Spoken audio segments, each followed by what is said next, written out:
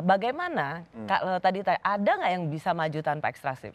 Ya saya katakan tadi itu negara-negara barat mengalami kemajuan awalnya karena mereka melakukan ekstraksi gila-gilaan terhadap negara dunia ketiga. Mengapa kita juga tidak bisa? Itu kali tadi poinnya. Ya. Ketika negara maju bisa, mengapa kita tidak juga menjadi negara maju? Karena ini selalu juga menjadi narasi aktivis pencinta lingkungan bisa saja ditunggangi oleh kepentingan asing yang ingin menghalangi kemajuan negara dalam soal hilirisasi.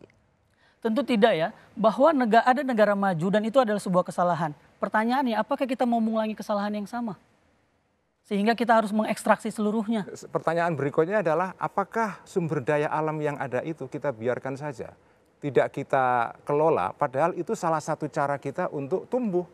Jadi bagi saya, right to development, hak untuk membangun, itu hak dasar yang juga dinikmati oleh bangsa. Tentu. Nah, cuma cara membangunnya, tentu membangun yang harus dikelola dengan cara baik. Ada aturan-aturan, tetapi gini, sebesar apapun masalah yang kita dapati di dalam penambangan ini, tidak menafikan bahwa penambangan itu sendiri adalah kegiatan yang mengandung maslahat. Jadi yang kita atasi adalah dampaknya. Bukan penambangannya itu sendiri, harus dibedakan antara dua hal ini. Kita harus berpikir, karena kita hidup hari ini, kita tidak hidup di masa lalu bahwa Indonesia memiliki industri ekstraktif atau sumber daya alam yang sangat besar. Tapi kita hidup saat ini, dunia sudah berubah, panas suhu bumi ini udah hampir 1,5, sehingga kita harus melakukan perubahan sehingga krisis iklim tidak terjadi pada kita. Itu yang harus kita lakukan. Nah pertanyaannya, makanya saya bilang, apa kita tidak cukup dengan apa yang sudah kita ekstraksi dari perut bumi ini? Kata cukup ini yang penting untuk pemerintah sama kita semua, bahwa apakah semuanya mau kita angkat? Apa batasannya? Batasannya cukup di mana? Karena kita mampu. Makanya maka tadi Greenpeace memiliki riset yang mengatakan bahwa kalau kita beralih dari industri ekstraktif ini ke industri yang lebih hijau, maka dalam waktu 10 tahun kita akan menghasilkan GDP 2 kali lipat, hampir 2 kali lipat dari apa yang kita dapatkan dengan industri ekstraktif. Dan pembukaan lapangan pekerjaan juga akan mencapai 19 juta. Artinya apa? Artinya kalau imajinasi kita bisa berpikir, kita membangun infrastruktur untuk pariwisata, kita membangun infrastruktur untuk industri hijau, maka lebih baik. Gus, bayangkan per KWH di India melalui solar panel itu jauh lebih murah daripada industri fosil.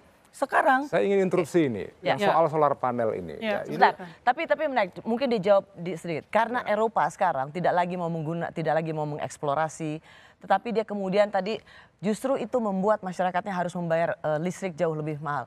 Ini yang tadi dibilang right to develop itu, tapi ternyata juga karena memang sangat berbasis pada lingkungan hidup, menjaga lingkungan hidup, tetapi itu juga bisa membebani masyarakat. Tidak heran negara-negara Eropa sekarang mencari batu bara di Indonesia. Anda melihat ini salah satu poin di mana memang eksplorasi itu tetap dibutuhkan?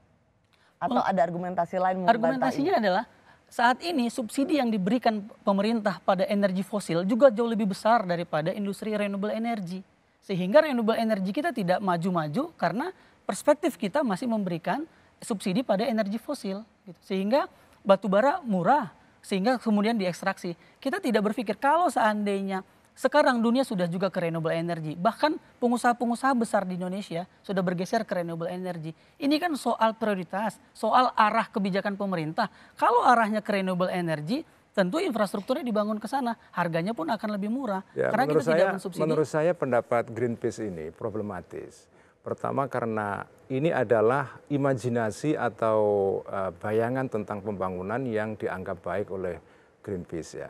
Tetapi jangan lupa, imajinasi seperti ini sekarang ini di dunia mendapatkan resistensi yang luar biasa. Karena dampak-dampak dari imajinasi yang tadi saya sebut didasarkan kepada alarmisme. Apakah mencintai lingkungan, menjaga ekosistem mencintai lingkungan itu oke. Tetapi kalau Anda melakukannya dengan cara ekstrim, itu juga menimbulkan dampak-dampaknya sendiri. Ini yang sekarang dialami oleh Eropa. Sekarang ini di Eropa ada gelombang naiknya politik kanan.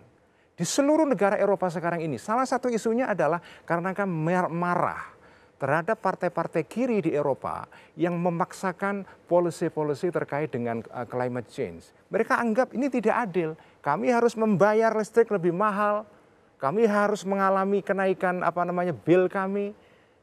Sehingga mereka marah.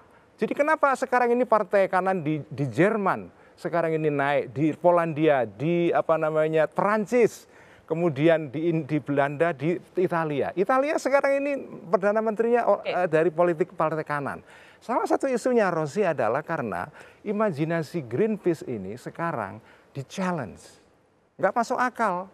Karena dampaknya serius kepada orang-orang kecil-kecil itu. Oke, inikah yang selalu disebut oleh Gus Ulil, Wahabi lingkungan?